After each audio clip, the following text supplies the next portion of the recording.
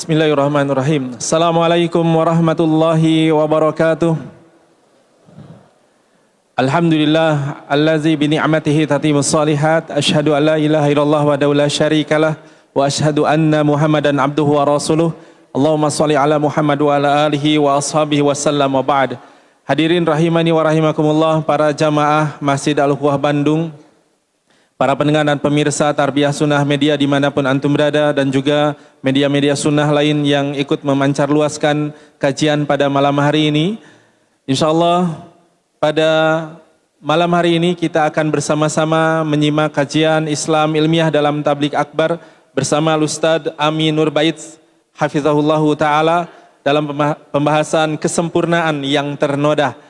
Tapi sebelum itu kami menyampaikan kepada para jamaah, kami persilahkan untuk memberikan kesempatan kepada saudara-saudara kita yang masih ada di luar, silakan bisa lebih rapat lagi ke depan, tempat duduknya masih banyak yang belum kebagian tempat duduk di luar, baik itu untuk ikhwan ataupun akhwat.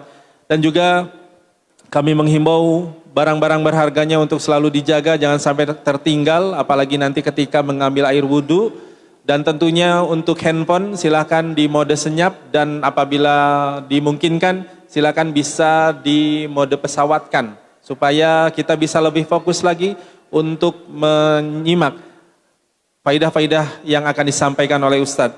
Dan Alhamdulillah Ustadz sudah hadir di tengah-tengah kita. Mari kita langsung saja simak kajian Islam ilmiah dalam pembahasan kesempurnaan yang ternoda yang akan disampaikan oleh Al-Ustadz Ami Nurbait Hafizahullahu Ta'ala. Baik, ikhwati wa azanillahu wa iyyakum, mari kita simak kajian pada malam hari ini, dan kepada Ustadz kami persilakan, falyatafadhal mashkura. Bismillah.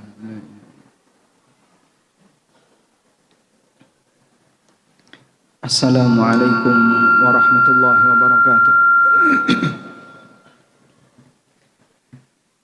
Alhamdulillahi rabbil alamin, alladhi hadana lihadha wa ma kunna linahtadiya lawla an hadana Allah.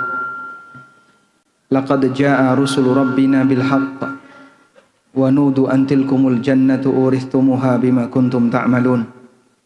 Wa ashhadu an la ilaha illallah wahdahu la syarika lah, wa ashhadu anna Muhammadan abduhu wa rasuluh, salawatu rabbi wa salamu alaihi wa ala alihi wa ashabihi wa man sara ala nahjihi wa stanna bi sunnatihi ila yaumil qiyamah. Tariq bin Syihab meriwayatkan bahwa ada orang Yahudi yang datang menemui Amirul Mukminin Umar ibn Khattab radhiyallahu anhu. Yahudi ini mengatakan, "Ya Amirul Mukminin, innakum taqra'una ayatan fi kitabikum law 'alaina ma'syaral yahudi nuzilat lattakhadna dhalikal yawma 'idan." Wahai Amirul Mukminin, kalian membaca satu ayat dalam kitab kalian. Andaikan ayat itu turun kepada kami, orang-orang Yahudi, maka kami akan jadikan hari turunnya ayat itu sebagai hari raya. Lalu Umar bertanya kepada Yahudi ini, ayat apa yang kamu maksud? Kemudian Yahudi ini mengatakan, al-yawma akmaltu lakum dinakum wa atmamtu alaikum ni'mati wa raditu lakumul islam madina. Pada hari ini telah aku sempurnakan agama kalian, wa atmamtu alaikum ni'mati, dan aku sempurnakan nikmatku untuk kalian, wa raditu lakumul islam madina, dan aku telah ridha Islam sebagai agama kalian.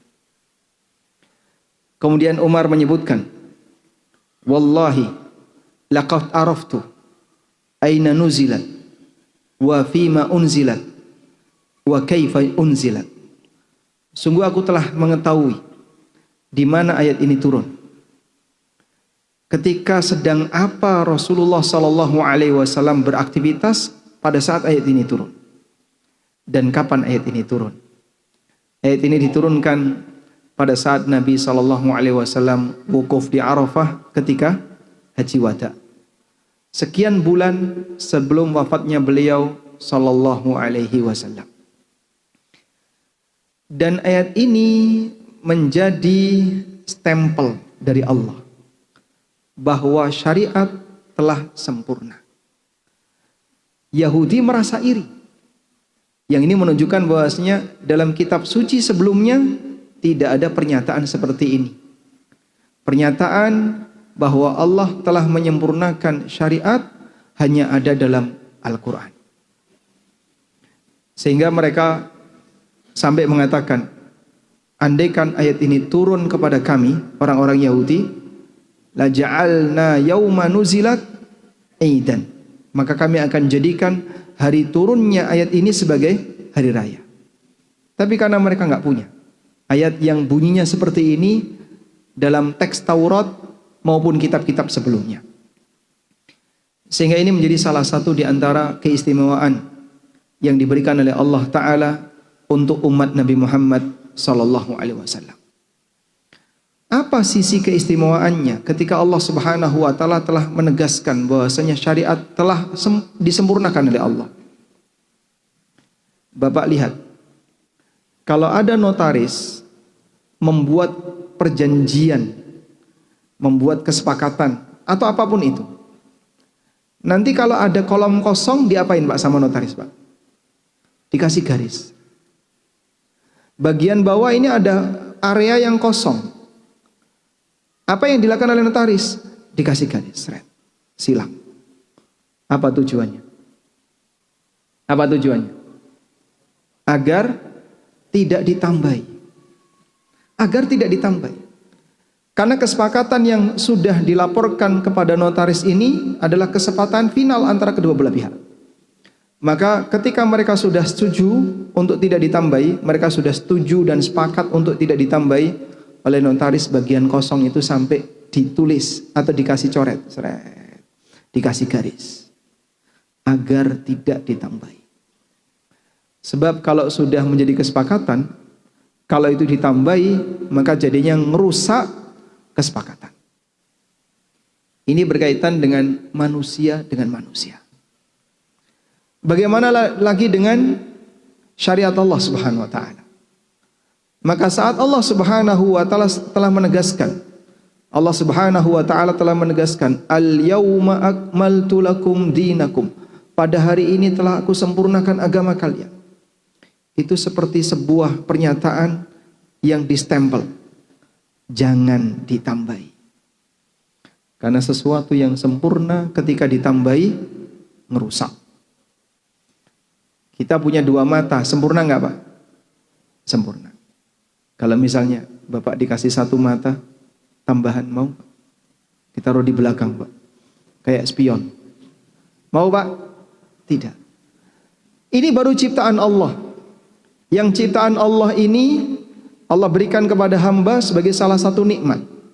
Sehingga kita diciptakan oleh Allah dengan postur yang sempurna, wajah yang sempurna.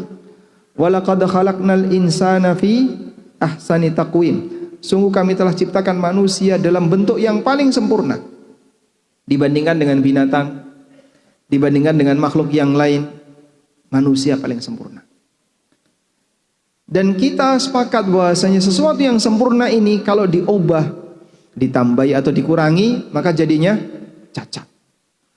Maka syariat Allah Subhanahu wa taala diturunkan oleh Allah untuk hambanya telah Allah Subhanahu wa taala sempurnakan, sehingga seperti stempel, jangan ditambahi. Dan ini sejatinya adalah kebanggaan bagi kita.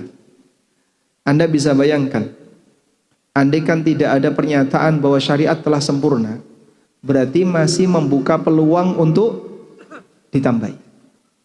Masih membuka peluang untuk ditambahi.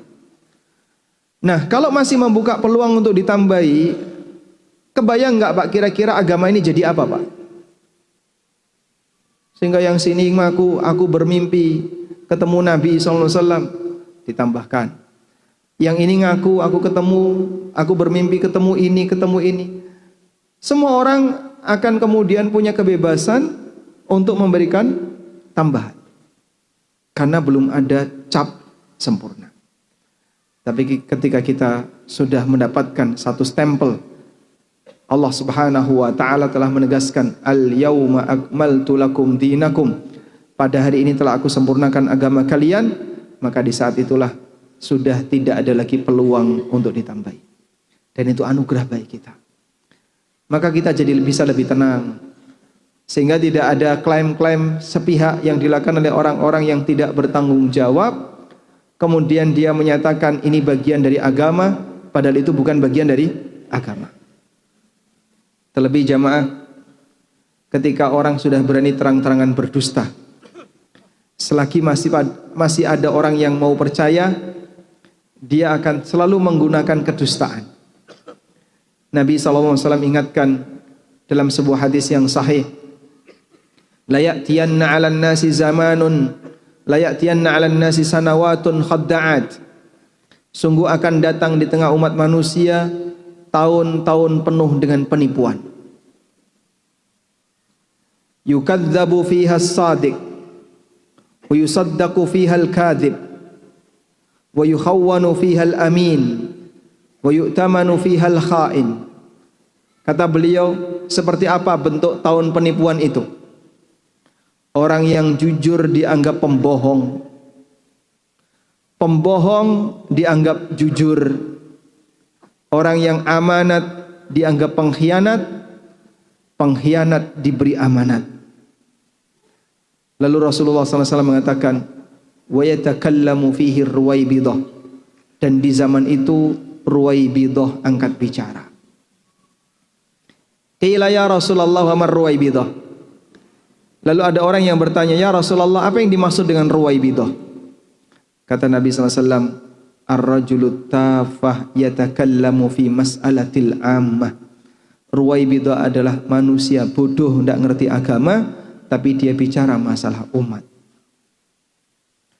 Apakah Anda sudah merasakan zaman seperti ini?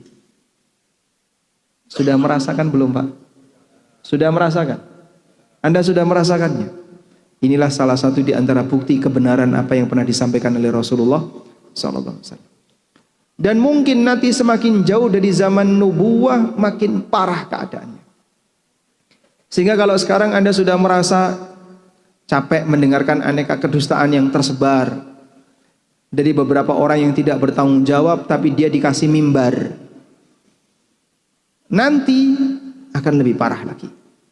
Sebagaimana disebutkan dalam hadis riwayat Bukhari dari Anas bin Malik radhiyallahu anhu, Nabi SAW pernah mengatakan, innahu la ya'ti zamanun illa wa kana ba'dahu syarrum min.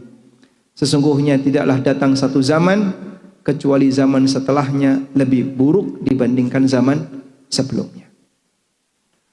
Maka berdoalah kepada Allah agar Allah jauhkan kita dari tahun-tahun suasana tahun kedustaan semacam ini, sehingga kita dipilihkan oleh Allah komunitas yang selalu komitmen menjaga kejujuran agama, guru yang selalu komitmen menjaga kejujuran dan kebenaran ketika menyampaikan ilmunya, dan komunitas yang selalu berusaha untuk menjaga penyebaran hadis sahih dan menghalangi tersebarnya hadis-hadis palsu. Karena kedustaan puncak adalah kedustaan atas nama syariat. Nabi SAW telah ingatkan dalam sebuah hadis riwayat Bukhari, inna kadhibatan alayya laisa kakadzibin alaikum. Berdusta atas namaku itu statusnya tidak sama sebagaimana berdusta atas nama orang lain. Man kadzaba alayya muta'ammidan falyatapawwa maq'adahu minan nar. Barang siapa yang berdusta atas namaku dengan sengaja, siapkan tempatnya di neraka. Kok bisa pakai gitu, Pak? Ilustrasi sederhananya seperti ini. Kalau ada orang berdusta atas nama Pak RT, kira-kira siapa yang mendapatkan dampaknya? Hanya satu RT. Kalau orang berdusta atas nama Pak Camat, siapa yang dapat dampaknya? Satu kecamatan. Kalau orang berdusta atas nama wali kota, Siapa yang dapat dampaknya? Satu kota Madinah. Ketika dia berdusta atas nama presiden, yang dapat dampaknya satu negara. Dan kalau orang berdusta atas nama Nabi SAW, dampaknya seberapa? Lintas negara. Bahkan lintas waktu. Sehingga akan bertahan dalam waktu selama hadis ini masih tersebar. Maka mungkin hadis palsu itu dibuat 1000 tahun yang lalu, sampai sekarang masih masih dibaca oleh orang dan masih memberikan pengaruh buruk bagi masyarakat. Bersumber dari hadis palsu. Yang buat mungkin ada di daratan Iran atau Irak, jauh dari bumi Indonesia. Tapi hadis itu tersebar sampai Indonesia, sampai ke belahan bumi-bumi yang lainnya. Maka berdusta atas nama Nabi SAW dampak buruknya besar. Sehingga beliau kasih peringatan, inna kadzibatan alayya laisa kadzibatin alaikum. Berdusta atas namaku itu tidak sebagaimana berdusta atas nama kalian. Man kadzaba alayya muta'ammidan falyatabawwa maq'adahu minan nar. Siapa yang berani berdusta atas namaku, berani berdusta atas namaku, maka siapkan tempatnya di neraka. Baik. Selanjutnya, ma'asyiral muslimin, kita punya tugas bersama untuk mengawal kemurnian syariat. Punya tugas mengawal kemurnian syariat. Anda bersedia atau tidak? Dikasih tugas seperti itu. Bersedia atau tidak? Bersedia. Mengawal kemurnian syariat, jangan sampai dikotori dengan aneka potensi yang merusak. Baik di kalangan orang yang gulu maupun di kalangan orang yang jafa. Karena penyimpangan terjadi pada dua arah. Pertama, orang yang berlebihan, sehingga dia menambahkan aneka tambahan yang tidak pernah diajarkan. Yang kedua, kebalikannya. Manusia yang mengajak yang lain, masyarakat, untuk pendangkalan ideologi dan akidah. Sehingga orang dibuat ragu dengan agamanya, dibuat ragu dengan keyakinannya. Bagaimana caranya biar orang itu nggak percaya dengan hadis-hadis tertentu, sebagaimana yang banyak dilakukan oleh orang-orang liberal. Manusia liberal, mereka mempengaruhi masyarakat untuk setahap demi setahap meninggalkan agama. Maka posisi syariat diganggu dari dua sisi. Pertama, manusia yang ingin menambahkan, dan yang kedua, manusia yang ingin mengurangi. Menjaga kemurnian berarti menjaga sunnah ini tetap lestari, ajaran ini tetap lestari tanpa ditambah-tambahi, dan jangan sampai terpengaruh dengan orang yang suka mengurangi. Baik. Dalam ayat yang tadi kita baca, Allah Subhanahu wa taala telah menegaskan bahwa Dia telah menyempurnakan agamanya. Al-Hafidz Ibnu Katsir menyebutkan dalam tafsirnya, hadhihi akbaru ni'amillah azza wa jalla ala hadhil ummah haitsu akmala ta'ala lahum dinahum. Ini merupakan nikmat terbesar yang Allah berikan kepada umat ini, yaitu umat Nabi Muhammad sallallahu alaihi wasallam, di mana Allah telah menyempurnakan agama mereka. Karena sudah sempurna, kata beliau, fala yahtajuna ila dinin ghairihi. Maka kaum muslimin tidak butuh agama yang lain selain Islam. Wala ila nabiyyin ghairi nabiyihim. Dan mereka tidak butuh nabi selain Nabi Muhammad sallallahu alaihi wasallam. Sebab sudah disempurnakan. Kau sudah diberi yang sempurna, maka kau tidak butuh yang lain. Di Padalarang ditemukan Injil yang asli. Andai kan ada informasi seperti ini, Pak, apakah Bapak akan datang ke sana? Apakah Anda akan datang ke sana? Saya kok pengen tahu Injil yang asli itu, mau kita bandingkan dengan Al-Quran. Perlu nggak seperti itu? Sehingga andai pun ditemukan Taurat yang asli, ditemukan kitab suci masa silam yang asli, kita tidak berkepentingan. Karena Allah Subhanahu wa taala sudah sediakan Al-Qur'an. Kamu mau cari apa di sana? Oh, barangkali ada keterangan dalam Taurat, dalam Zabur yang tidak ada dalam Al-Qur'an. Terus kalaupun ada gimana? Ya, kita beramal dengan itu. Tidak boleh. Karena Al-Qur'an ini sudah final. Sehingga tidak diperkenankan orang berpikiran, andaikan ketemu dengan kitab suci masa silam yang asli, maka muslim harus mempelajarinya dalam rangka untuk melengkapi kekurangan dalam Al-Quran. Maha suci Allah, subhanallah, dalam Al-Quran tidak ada yang kurang. Karena itu, dengan adanya ini, kata Al-Hafidz Ibnu Katsir, muslim tidak butuh nabi selain beliau dan tidak butuh kitab selain Al-Quran. Salawatullahi wassalamu alaih, walihada ja'alahu Allahu khatamal anbiya. Karena itulah Allah Subhanahu wa taala jadikan Nabi Muhammad sallallahu alaihi wasallam sebagai penghujung para nabi. Karena yang berada di ujung ini menyempurnakan yang kurang sebelumnya. Umar bin Khattab radhiyallahu anhu pernah satu ketika membawa Taurat. Kita tidak tahu apakah Taurat yang dibawa oleh Umar itu Taurat yang asli ataukah Taurat yang sudah ditambahi. Karena ketika Al-Quran turun, Al-Quran sudah menegaskan yuharrifunal kalima min ba'di mawadhi'i. Orang-orang Yahudi itu mengganti isi dari kitab suci setelah Allah tetapkan. Sehingga di masa Al-Quran itu turun, Taurat sudah dipalsukan. Baik, Umar membawa Taurat. Apakah itu Taurat yang asli ataukah Taurat yang sudah dipalsukan, kita tidak tahu. Namun dilaporkan kepada Rasulullah SAW. Ya Rasulullah, ini kitab Taurat. Spontan Nabi SAW menampakkan muka tidak suka. Umar sampai ketakutan.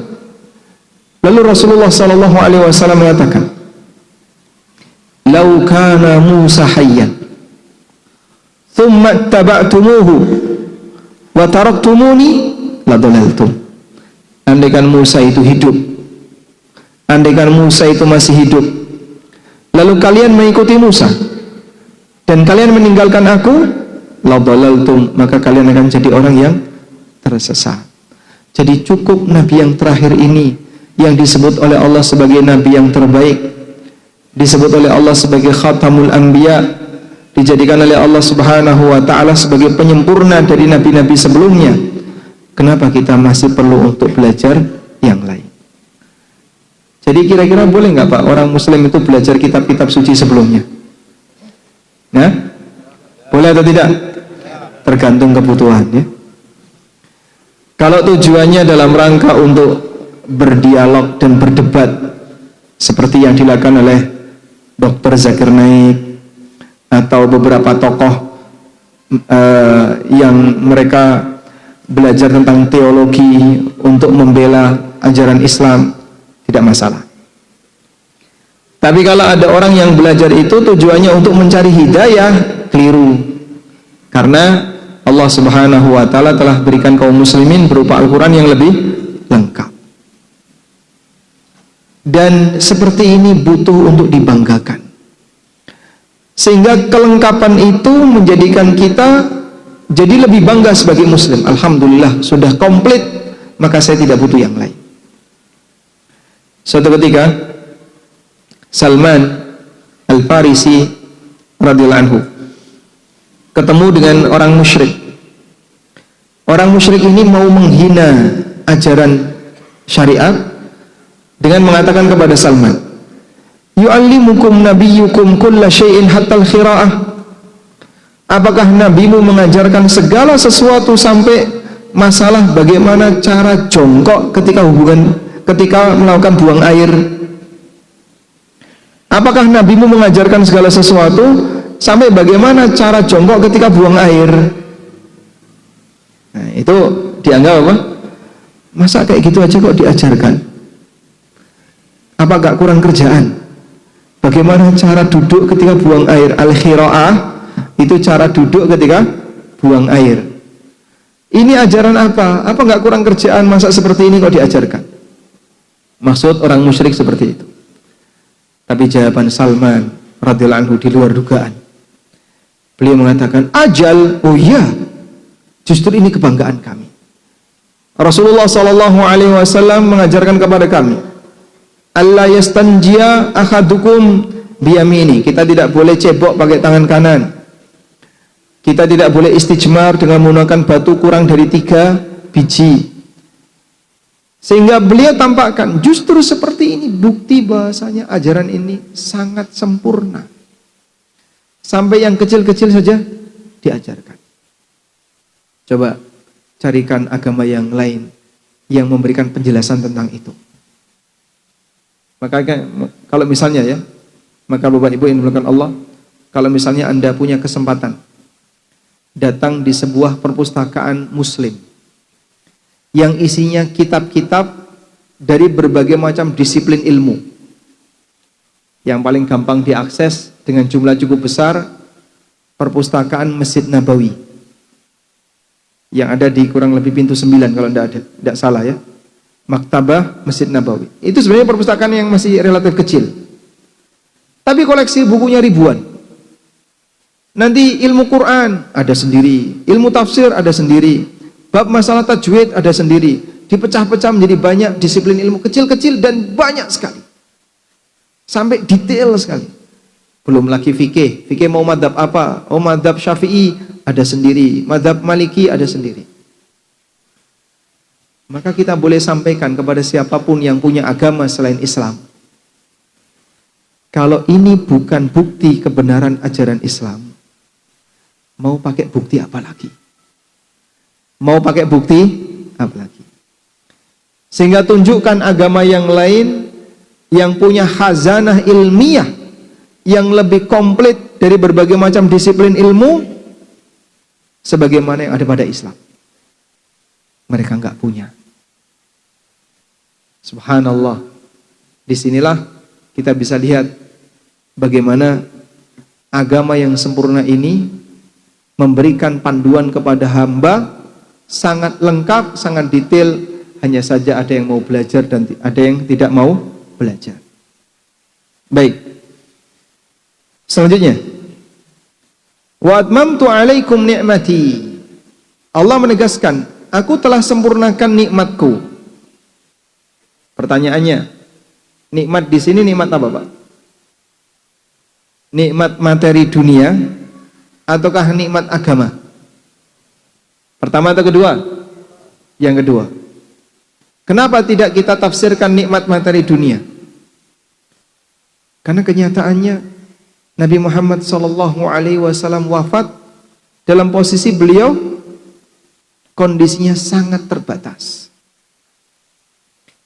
Anda cari dalam Al-Quran, tidak ada penegasan bahwasanya Allah telah menyempurnakan nikmat dunia untuk manusia. Tapi yang ada adalah Allah menyempurnakan nikmat agama. Sehingga pada posisi ketika Nabi SAW telah diberi kenikmatan yang sempurna, pahami itu adalah nikmat agama. Dan dalam hadis riwayat Ahmad, Rasulullah SAW pernah bersabda, Anda boleh tulis hadis ini, Innallaha yu'tid dunya liman yuhibbu wa man la yuhibbu. Allah memberikan dunia kepada hamba yang dia cintai dan yang tidak dia cintai. Wala yu'tid dina illa liman ahabba. Dan Allah tidak memberikan agama kecuali untuk hamba yang dia cintai. Maka Nabi Muhammad SAW dinyatakan oleh Allah telah diberi nikmat yang sempurna. Di sini bukan nikmat dunia tapi nikmat agama. Artinya apa, Pak? Allah sebut ini sebagai nikmat, maka terimalah sebagai nikmat. Allah sebut agama ini sebagai nikmat, maka terimalah agama ini sebagai nikmat. Karena ada sebagian orang yang menyikapi agama ini layaknya azab. Kenapa? Dia merasa keberatan untuk menerima ajaran yang ada pada agama ini. Pak, Semakin saya belajar agama, kok makin banyak yang nggak boleh ya Pak. Ini nggak boleh, haram, riba, goror, resign. Jadi saya semakin belajar kok kenyataannya semakin ini nggak boleh. Apa-apa kok nggak boleh toh Pak? Apa-apa kok dilarang?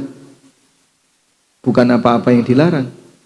Saking banyaknya orang ini berinteraksi dengan yang haram. Sehingga begitu dia kenal kebenaran, maka dia ketabrak banyak pasal. Itu karena saking apa? Parahnya pelanggaran yang dia lakukan. Sehingga begitu dia mengenal hukum, dia ketabrak banyak pasal ini. Subhanallah. Bapak masih beruntung diingatkan oleh Allah.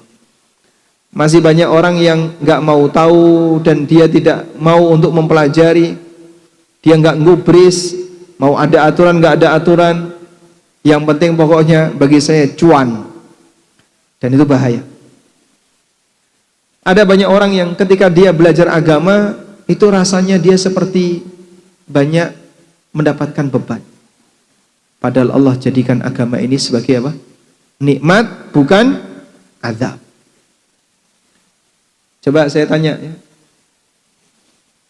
Di antara jamaah yang setelah belajar agama cukup lama, kenal halal haram, kenal mana yang boleh, mana yang dilarang, apakah hidup Anda makin sengsara? Makin sengsara atau tidak? Apakah hidup Anda makin susah? Apakah hidup Anda makin kelaparan? Alhamdulillah nggak mengalami kelaparan. Allah tidak menurunkan agama ini untuk menyusahkan hamba, tapi Allah turunkan agama ini untuk kebahagiaan hamba. Taha ma anzalna alaikal qur'ana litashqa. Aku tidak pernah menurunkan Al-Quran ini kepadamu litashqa, agar kau jadi orang celaka. Tolong kasih tahu mereka yang takut belajar agama, nanti kalau saya belajar ini tidak boleh, takut saya kok jadi takut. Jangankan dengerin ustadznya, ketemu ustadznya aja udah takut. Subhanallah. Kenapa kamu takut? Nanti kalau saya belajar ini tidak boleh, ini riba, ini haram, dikit-dikit kok haram. Ya, seharusnya kau punya kewajiban untuk mengenali itu agar kau selamat ketika kau di akhirat. Tapi semuanya kok serba tidak boleh. Gak usah takut, coba dengerin dulu. Belum didengerin sudah takut duluan. Agama diturunkan oleh Allah bukan dalam rangka untuk menyusahkan, tapi agama diturunkan oleh Allah dalam rangka untuk memberikan kebaikan. Sehingga kenapa riba itu dilarang? Karena dia kedzaliman yang besar. Sebab zalim yang dilegalkan, orang melakukannya tidak punya perasaan bersalah karena merasa apa? Legal. Maka oleh syariat riba diharamkan dengan ancaman besar. Apa ancamannya? Ditantang perang oleh Allah dan Rasulnya. Baik, belum lagi kasus yang lain. Maka karena Allah Subhanahu wa ta'ala jadikan ini sebagai nikmat, terimalah sebagai nikmat. Jangan sampai kita memahaminya sebagai azab. Ini masalah batin ya.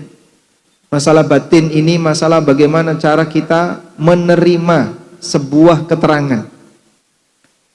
Ada sebagian orang yang ketika menerima sebuah keterangan dia merasa nggak suka. Saya nggak seneng kalau materinya kayak gini.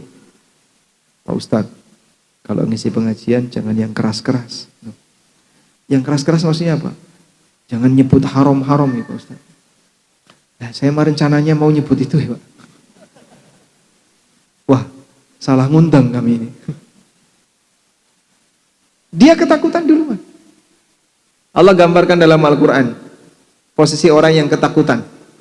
Fama lahum 'anit tadhkirati mu'ridin ka'annahum humurun mustanfira farrat min qaswara. Kenapa mereka berpaling dari peringatan Allah? Fama lahum 'anit tadhkirah. At-tadhkirah artinya peringatan yang Allah turunkan. Mu'ridin, berpaling. Kenapa mereka berpaling dari peringatan Allah? Mereka takut. Gambaran yang diberikan oleh Allah kepada mereka, ka'annahum humurun mustanfirah.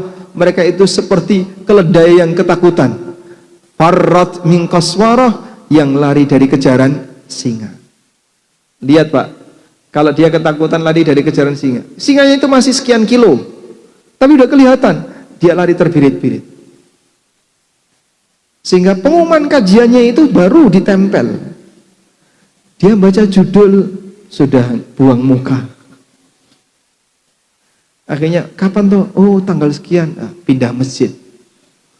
Dia nggak sholat di situ. Subhanallah. Karena orang itu khawatir pada posisi tertentu dia terganggu aktivitasnya karena dia mendengar hal yang dia rasa itu bertentangan dengan aktivitas sehari-hari dia. Baik. Lalu di bagian akhir dari ayat ini Allah mengatakan waraditu lakumul islamah dina, dan aku ridho Islam sebagai agama kalian. Aku ridho Islam sebagai agama kalian. Saya bacakan keterangan Ibnu Katsir. Allah ridho telah menjadikan agama Islam sebagai agama kalian, dan Islam itu isinya aturan. Farduhu antum li anfusikum. Oleh karena itu wahai kalian manusia, ridhoilah Islam sebagai ajaran kalian. Allah telah ridho Islam ini sebagai agamamu, maka wahai kalian manusia, terimalah dengan ridho. Terimalah dengan ridho untuk kau jadikan sebagai prinsip hidupmu. Ini kurang lebih mirip seperti tadi. Allah sebut sebagai nikmat, tapi ada orang yang menyebut aturan itu sebagai azab. Cara dia bersikap layaknya aturan itu adalah azab. Allah telah meridhoi Islam untuk dia, tapi dia gak senang dengan aturan syariat Islam. Sehingga dia ketika belajar pilih-pilih. Saya yang ini mau, yang ini tidak mau, yang ini mau, yang ini tidak mau. Berarti sejatinya dia belum ridho 100% dengan agamanya. Fa innahu ad-dinul ladzi radiyallahu wa ahabbahu wa ba'atsa bihi afdhala rusulihil kiram. Karena Islam merupakan agama yang telah Allah ridhoi, Allah mencintainya, dan Allah utus untuk membawa ajaran syariat Islam ini seorang rasul yang paling mulia. Wa anzala bihi asyrafa kutubihi, dan Allah turunkan kitab yang paling mulia yang memberikan ajaran, yang mengajarkan prinsip-prinsip agama Islam. Sehingga Allah pilihkan kitabnya kitab terbaik, nabinya nabi terbaik. Tapi ada banyak orang yang dia tidak ridho dengan ketetapan Allah Subhanahu wa ta'ala. Fenomena-fenomena tidak ridho cukup banyak kita jumpai di masyarakatnya. Mereka keberatan ketika diberitahu tentang ajaran syariat Islam.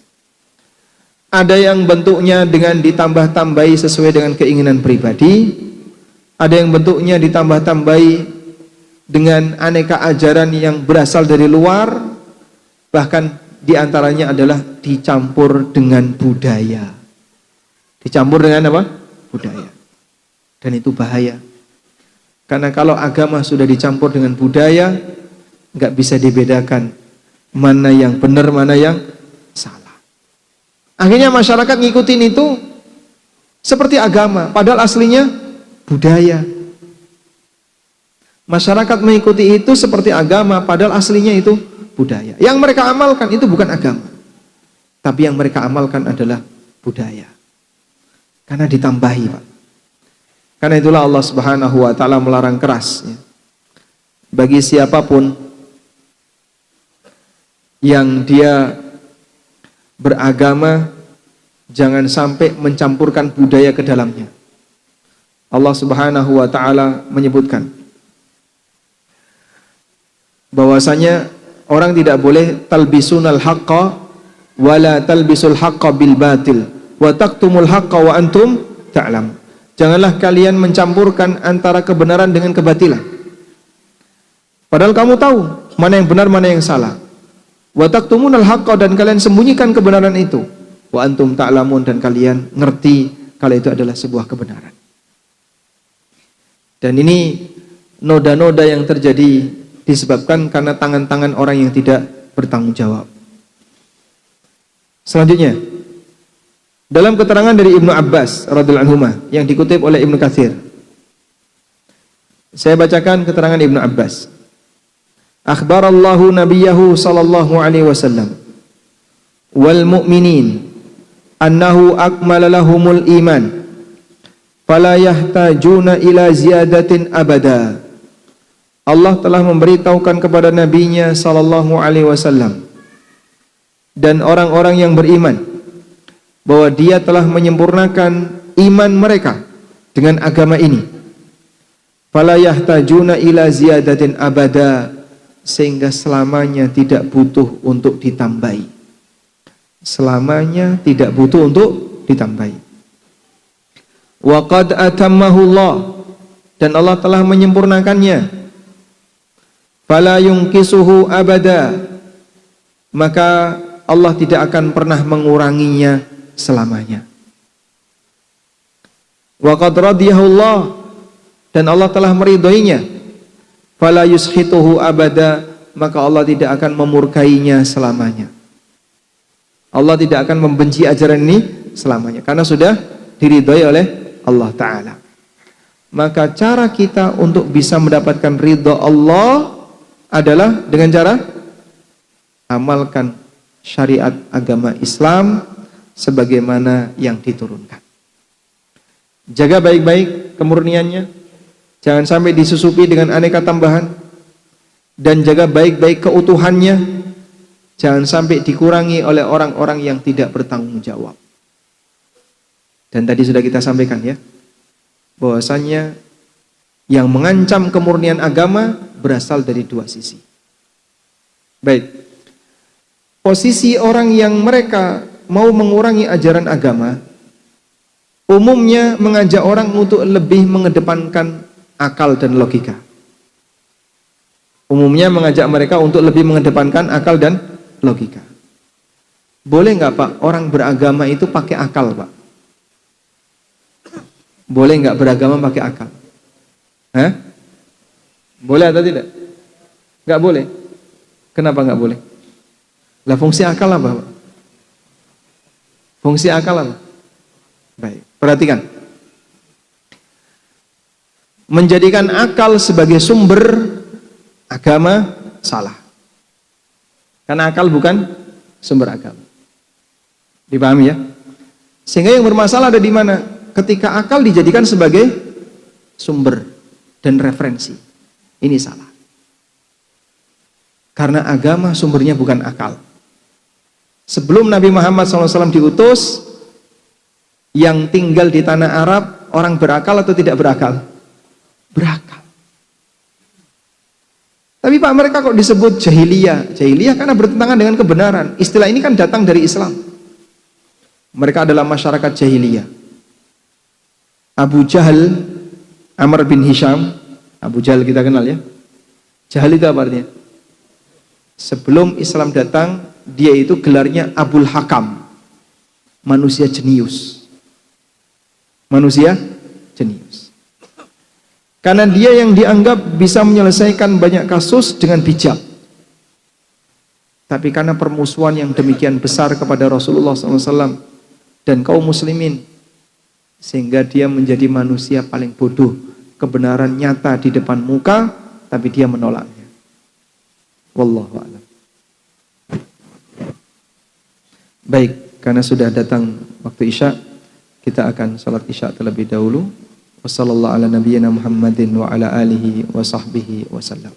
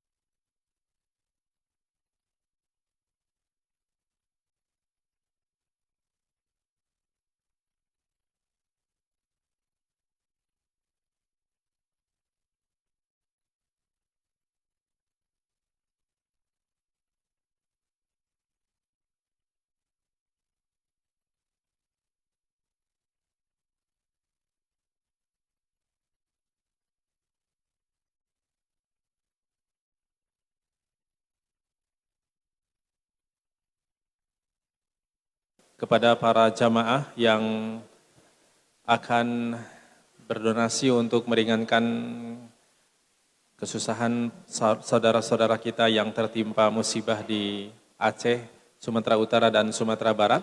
Di booth YTS di depan pintu masuk kami menyiapkan kotak donasi khusus untuk malam ini untuk saudara-saudara kita yang sedang ditimpa musibah di Aceh, Sumatera Utara dan Sumatera Barat. Dan alhamdulillah pada saat ini tim dari relawan Tarbiyah Sunnah Peduli sedang berada bersama-sama dengan para relawan dari Markas Bersama Sunnah, bersama-sama di Kota Padang dan Tapanuli Utara sedang membantu saudara-saudara kita di sana. Kita doakan semoga saudara-saudara kita di sana diberikan kekuatan oleh Allah Subhanahu wa taala dan dipermudah segala urusannya.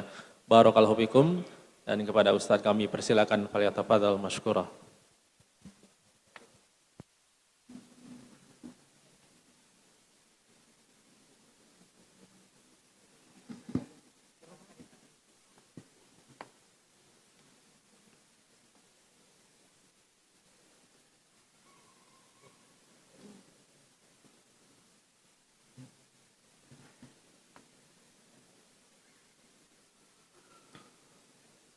الحمد لله حق حمده وأشهد أن لا إله إلا الله وحده لا شريك له تعظيما لمجده وأشهد أن محمدا عبده ورسوله صلوات ربي وسلام عليه وعلى آله وأصحابه ومن سار على نهجه واستنى بسنته إلى يوم القيامة.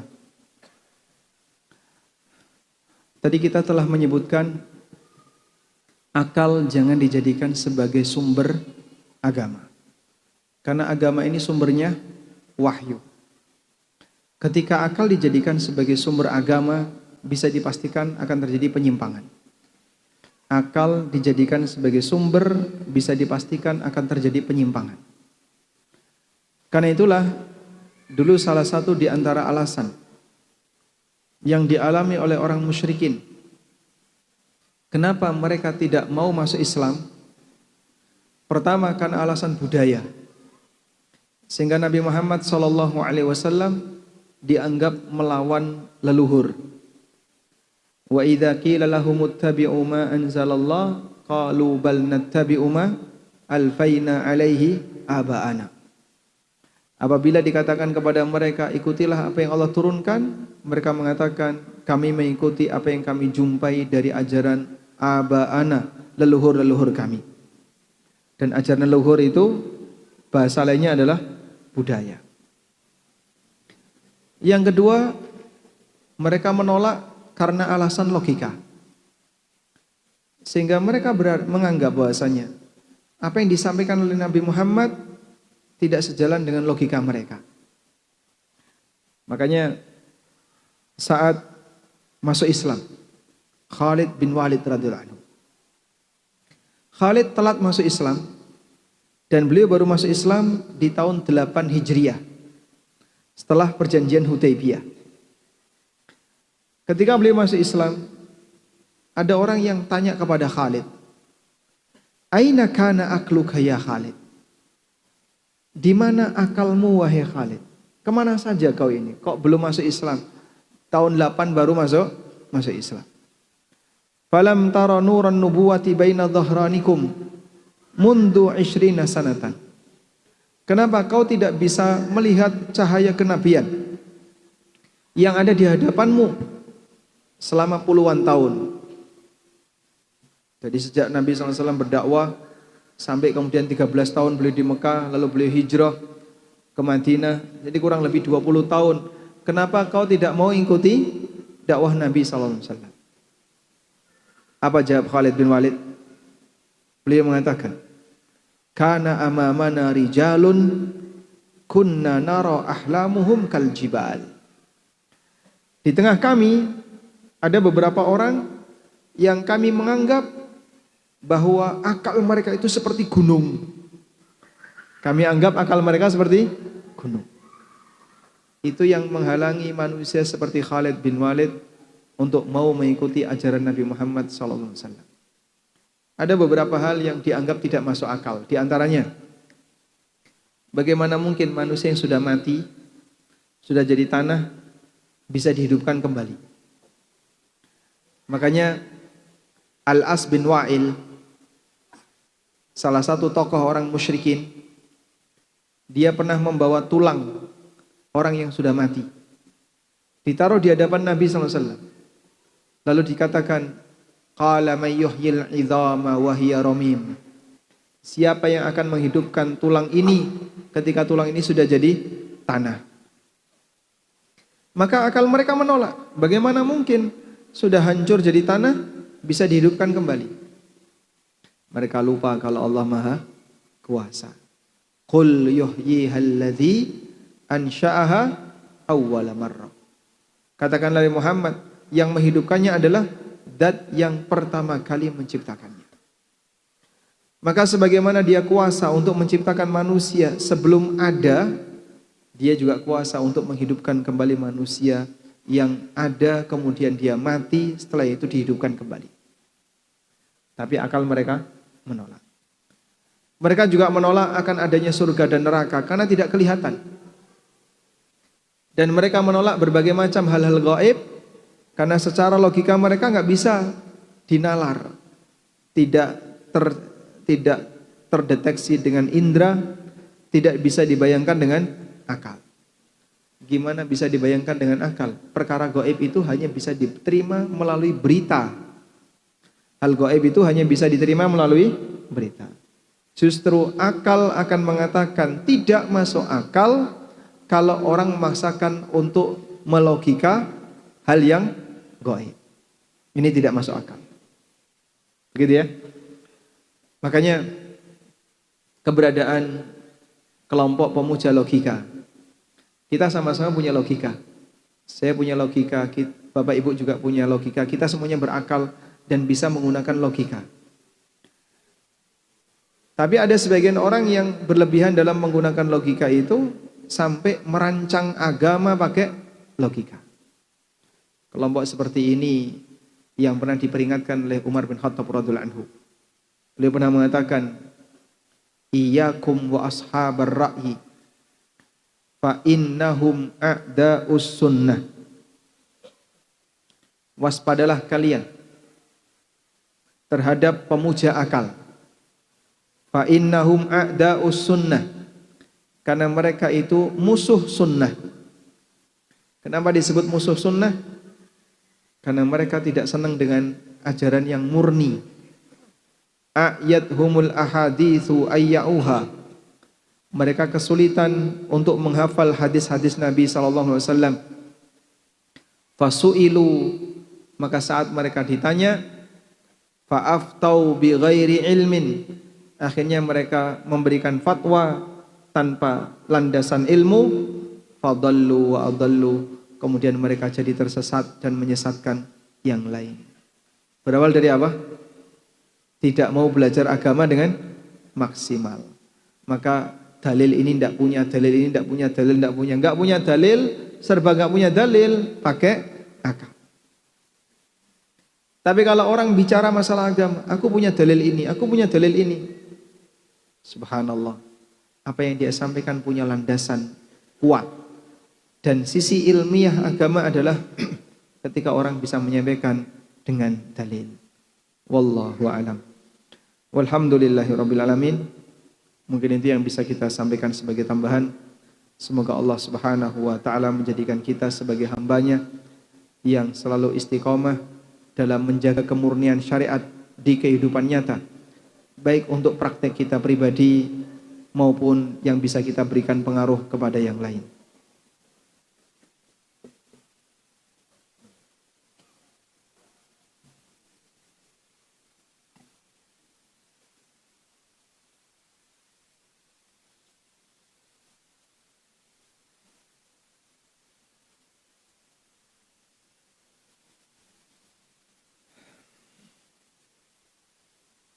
Ada seorang ustadz dari saudara sebelah mengatakan bahwa setan diciptakan dari energi.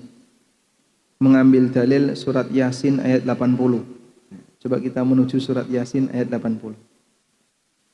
Surat Yasin ayat 80. Sudah ketemu, Pak? Nah. Baik. Allah berfirman di surat Yasin ayat 80. Alladzi ja'ala lakum minasy-syajaril akhdari nara fa idza antum minhu tuqidun. Dialah yang telah menjadikan untuk kalian api dari pohon yang hijau. Fa idza antum minhu tuqidun, dan seketika itu kalian menyalakannya. Tayyib. Ada nggak hubungannya ini dengan penciptaan setan? Apakah pernyataan ini termasuk muhdats? Setan jika yang dimaksud jin, jika yang dimaksud setan di sini adalah jin, Allah telah tegaskan dalam Al-Quran, wa khalaqal janna mim marijin min nar. Dan Allah menciptakan jin dari marijin min nar. Marijin min nar, marij itu lidah api. Lidah api. Bapak lihat lidah api, ujungnya api. Allah mengatakan wa khalaqal janna mim marijin min nar. Dan kami ciptakan jin dari lidahnya api. Ini kalau yang disebutkan dengan teks dalil.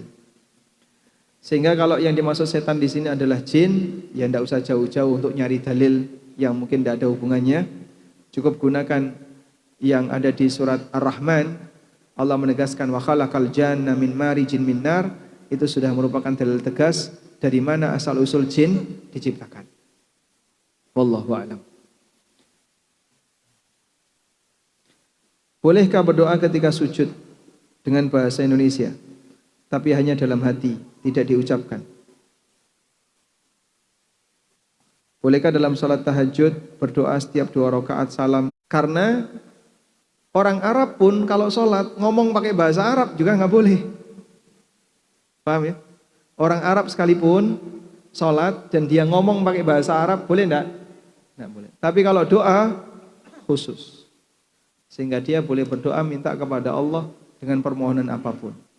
Kalau pakai bahasa Arab boleh, berarti pakai bahasa yang lain juga boleh. Wallahu a'lam. Selanjutnya, bolehkah berdoa setiap dapat 2 rakaat salam? Silahkan. Waktu mustajab adalah 1/3 malam yang terakhir. Maka Anda bisa memperbanyak berdoa kepada Allah di 1/3 malam yang terakhir, sehingga dapat 2 rakaat salam, berdoa, dapat 2 rakaat salam, berdoa lagi, dan demikian seterusnya. Wallahu a'lam.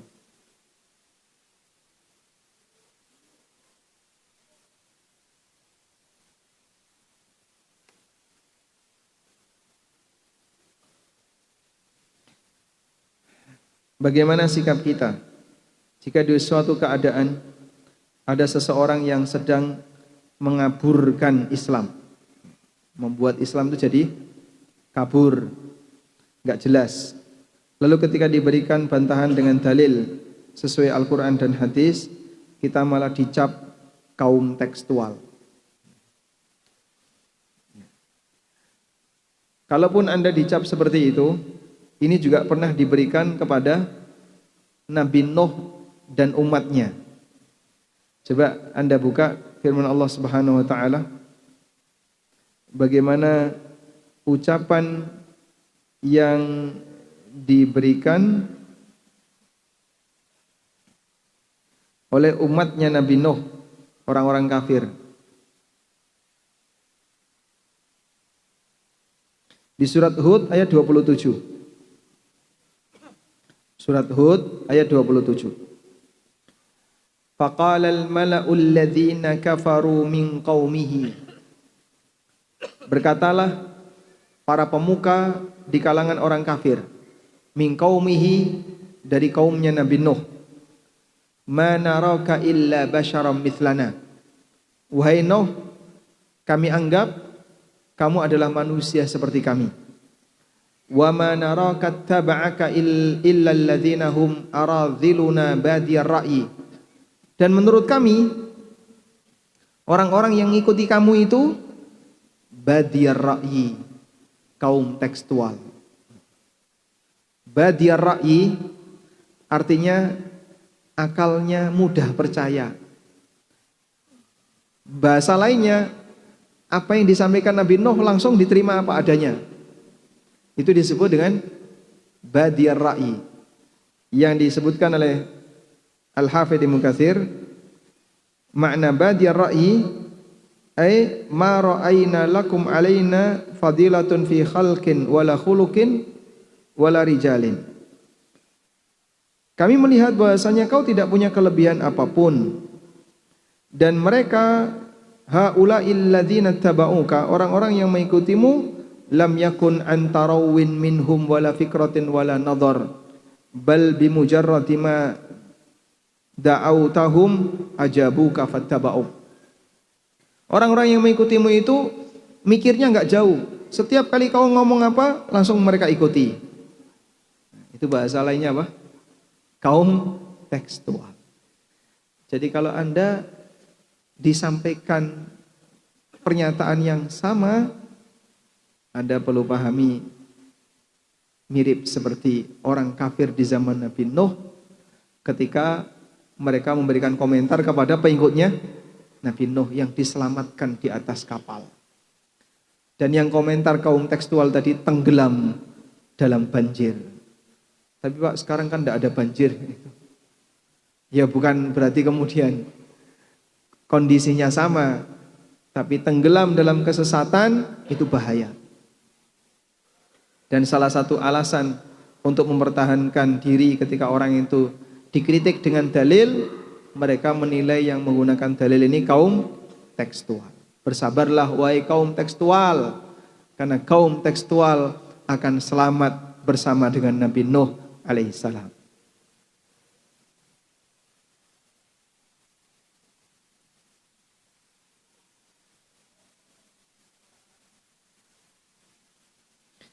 Assalamualaikum. Waalaikumsalam.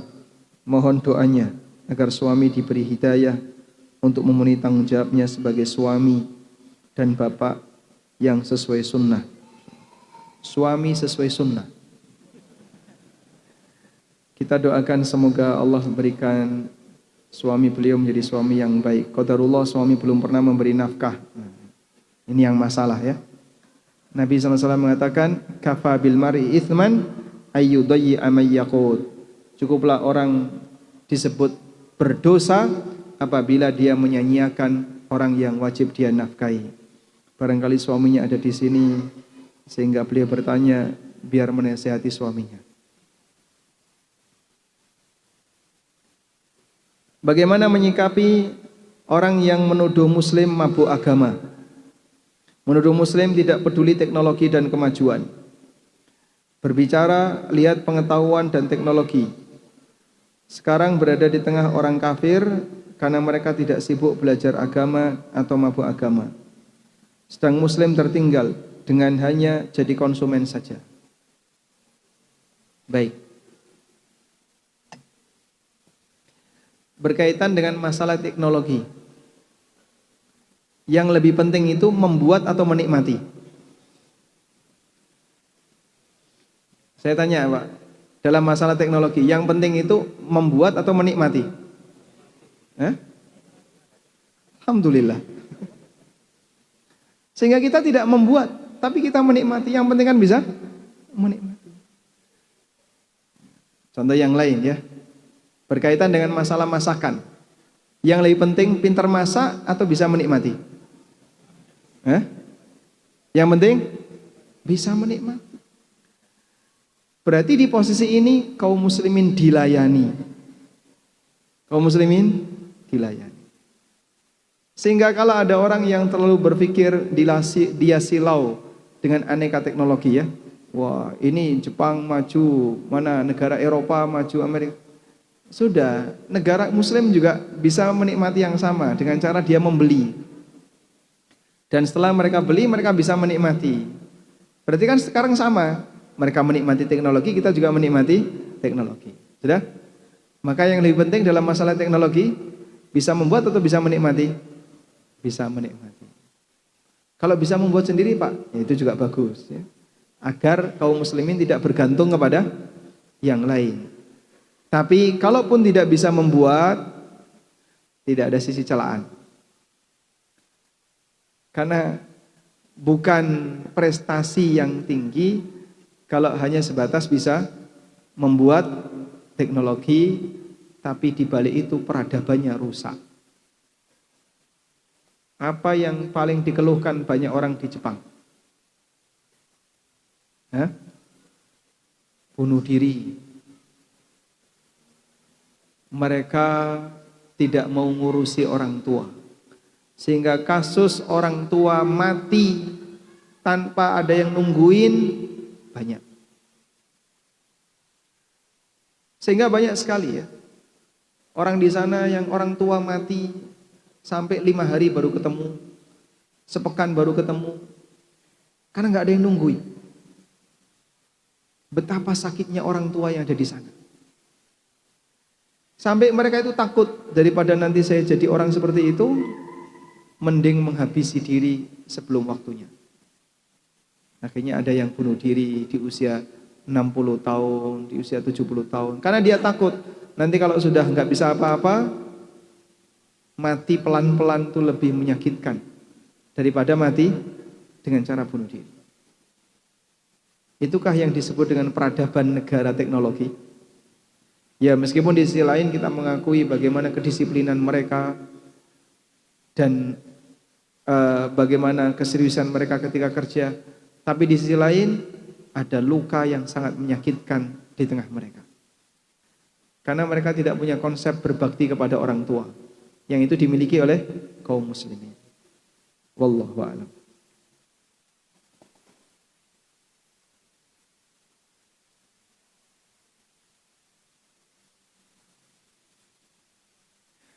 Seorang suami telah melakukan hubungan biologis dengan istri yang sudah jatuh talak 2 dan sedang masa iddah. Saya mengambil pendapat Imam Asy-Syafi'i soal rujuk talak 2 hanya sah rujuknya jika dengan perkataan yang tegas dan jelas, bukan dengan hubungan badan. Apakah diperbolehkan mengambil pendapat tersebut dan bukan berarti telah rujuk? Baik, memang ulama beda pendapat.